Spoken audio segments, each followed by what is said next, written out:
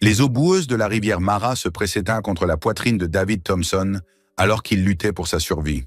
Un lionceau, accroché de toutes ses forces à ses épaules, miaulait de peur. Quelques minutes auparavant, David, photographe animalier de 34 ans, installait calmement son matériel au bord de la rivière.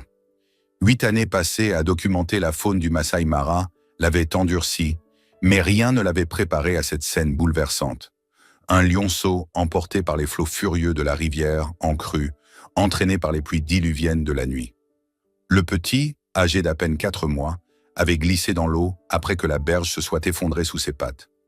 Ses cris perçaient l'instinct de non-intervention de David, fondement même de son métier. Sans réfléchir, il avait jeté son appareil et plongé dans le courant déchaîné. « Je ne pouvais pas simplement le regarder mourir », dira-t-il plus tard. Tous ses instincts humains avaient surpassé son éthique de photographe. Ce n'était plus un choix, c'était une impulsion viscérale. La traversée fut épuisante. Une souche submergée heurta son épaule gauche, le laissant à demi évanoui. Mais sa volonté l'emporta. Il agrippa le lionceau, le pressa contre lui. L'animal, haletant et tremblant, s'agrippa à son cou comme un enfant à sa mère. Chaque battement de son petit cœur vibrait contre la poitrine de David, lui rappelant la fragilité de cette vie qu'il tenait entre ses bras.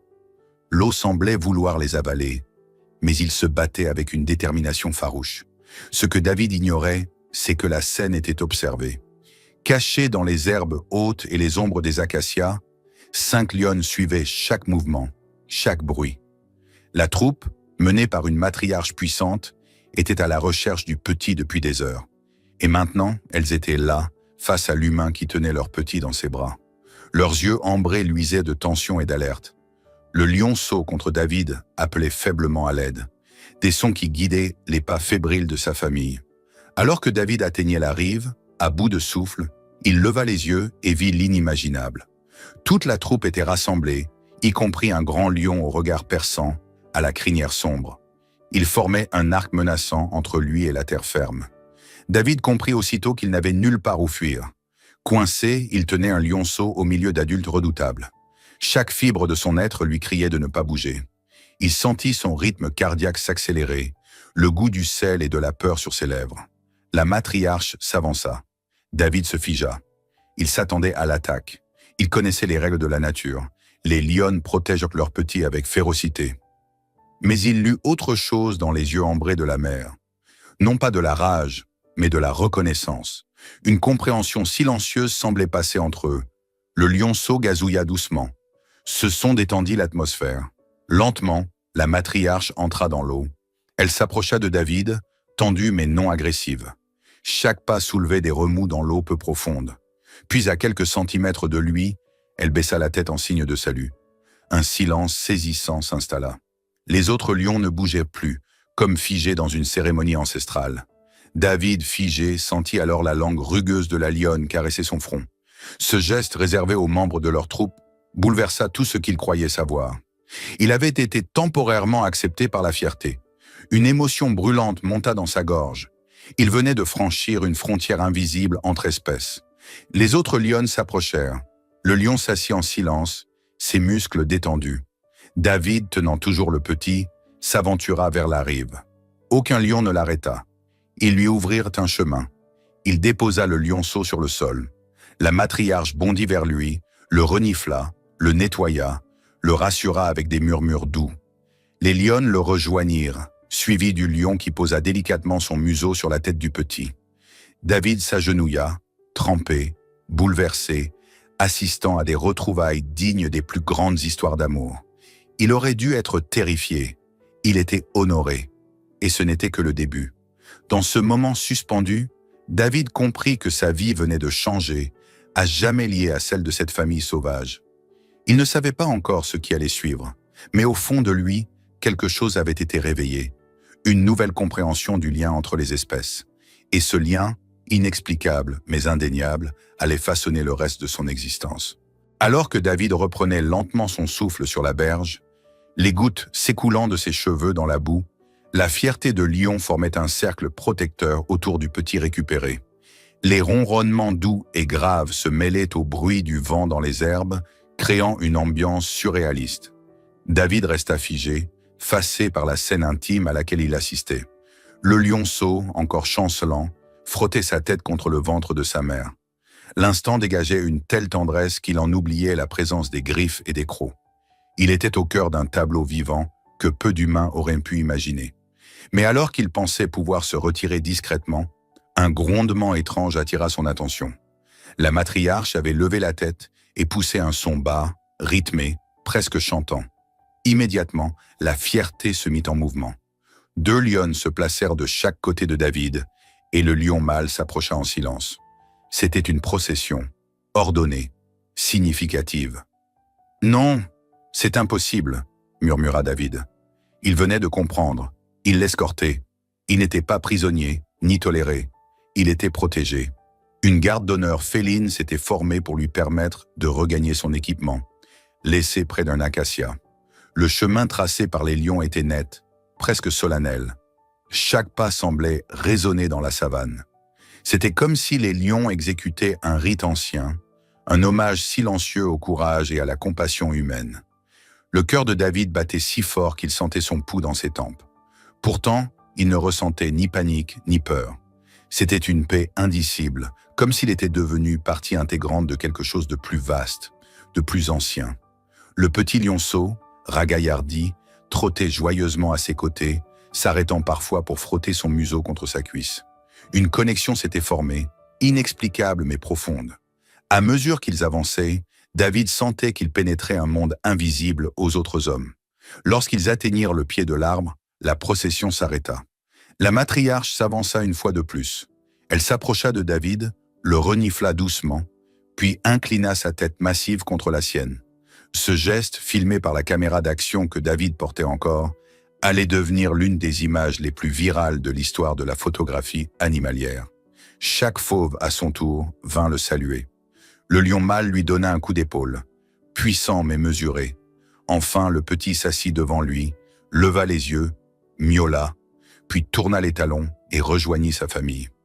Un au revoir qui scellait un pacte muet entre eux. Les lions s'éloignèrent lentement vers les hautes herbes, ne jetant plus un regard en arrière. David resta seul.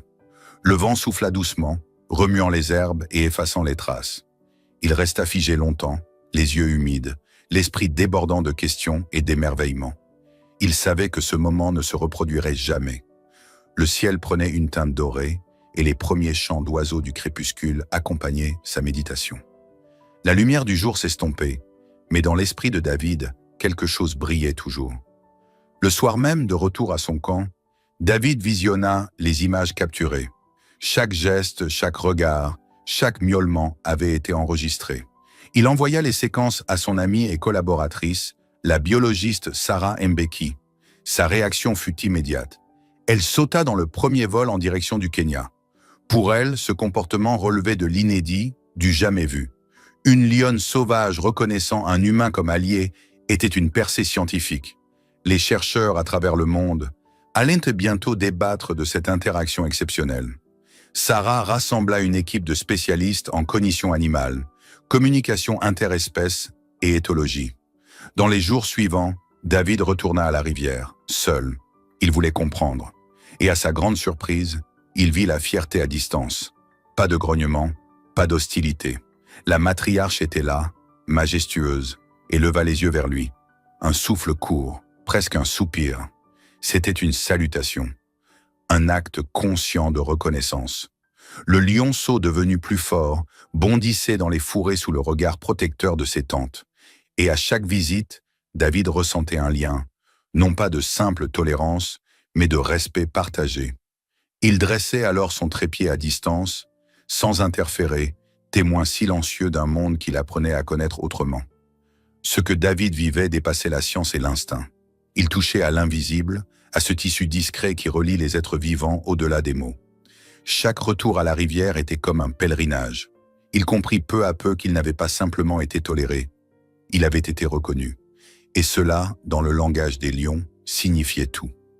Les semaines passèrent, marquées par une tranquillité presque sacrée. David poursuivait ses travaux dans la réserve, mais chaque pas, chaque clic de son appareil photo semblait habité d'une gravité nouvelle. Les souvenirs de la rencontre avec la fierté ne le quittaient jamais. Il ressentait comme une mission, celle de raconter cette histoire, non pas seulement avec des images, mais avec le cœur. L'événement avait bouleversé jusqu'à sa façon de voir le monde. Il avait changé l'homme autant que le photographe. Ce qu'il avait vécu était désormais la lumière qui guidait chacune de ses décisions. Sarah Mbeki, quant à elle, installa une base de recherche près de la rivière. Les autorités du parc, d'abord sceptiques, furent rapidement convaincus par l'intérêt scientifique du phénomène. La fierté de Lyon devint un sujet d'observation continue, mais jamais intrusive. Les chercheurs utilisaient des caméras à distance, des micros enterrés, des drones silencieux. Le but était clair, ne jamais altérer ce lien fragile noué entre l'homme et les fauves. Respecter l'espace sacré qui s'était créé. Des centaines d'heures de données furent recueillies, suscitant une vague d'intérêt inédite dans les communautés scientifiques internationales. Les interactions entre David et les lions se poursuivirent, rares, toujours respectueuses. Parfois, le lionceau devenu adolescent apparaissait près de son véhicule, s'étendait à l'ombre, le fixait longuement, comme s'il évaluait silencieusement cet humain différent. David ne parlait jamais, ne tendait pas la main. Il observait, immobile, le souffle calme, le regard doux. Une communication muette semblait s'établir. Et cette communication bouleversait les certitudes de la science, remettant en question la frontière entre instinct et conscience. De nombreux chercheurs commencèrent à évoquer une possible forme d'intelligence émotionnelle complexe chez les lions. Un jour, lors d'une visite guidée improvisée pour des représentants d'une grande chaîne documentaire, un événement inattendu se produisit. Alors que David montrait à distance les lieux de la fameuse rencontre, la fierté apparut à l'horizon. Lentement, elle avança jusqu'à une centaine de mètres.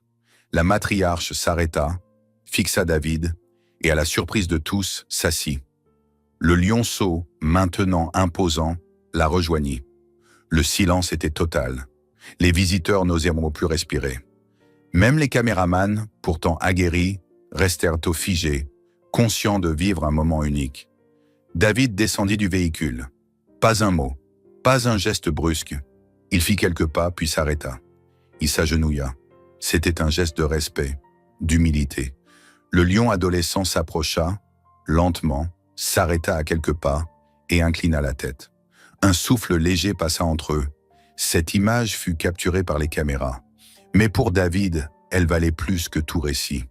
C'était la preuve que les ponts entre les espèces existent, qu'ils peuvent se bâtir sans mots, avec des gestes simples et sincères. La scène fit le tour du monde, illustrant une possible cohabitation fondée sur le respect. Après cet épisode, les autorités nommèrent la fierté la tribu de Mara. David refusa toutes les offres de médiatisation sensationnaliste. Il voulait préserver la dignité de ce qu'il avait vécu.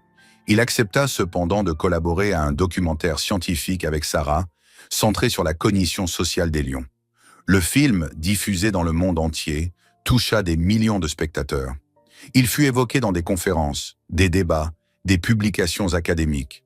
Des ponts furent aussi tendus entre disciplines, sciences, éthique, philosophie. Des écoles projetèrent le film. Des enfants envoyèrent des lettres, certains disant vouloir devenir chercheurs pour comprendre les animaux. David continua à vivre au Kenya. Il acheta un terrain non loin de la réserve, fit construire un modeste logement en bois et en terre. Il adopta une vie sobre, rythmée par les saisons et les bruits de la savane. Parfois, la nuit, il entendait au loin un rugissement familier. Il souriait, les yeux vers les étoiles. Et dans son regard brillait la même lueur que ce jour-là, au bord de la rivière, quand la gratitude d'un prédateur avait touché le cœur d'un homme. Il écrivait aussi, remplissant des carnets de réflexion, de croquis, de souvenirs. Certains furent publiés plus tard sous forme de journal. Car au fond, cette histoire n'était pas celle d'un homme qui sauve un lionceau. C'était celle d'un lien qui défie les logiques, les peurs et les barrières. Une preuve que la compassion est un langage universel. Et que parfois, dans le silence des regards, dans le frôlement d'une truffe contre un front, naissent les véritables révolutions. Le souvenir de cette rencontre resta gravé dans sa chair, comme une boussole. Un rappel que le respect profond peut transformer l'impossible en évidence, et que même au cœur de la savane, loin des mots et des règles humaines, peut s'élever une vérité partagée par tous les êtres vivants, celle du lien.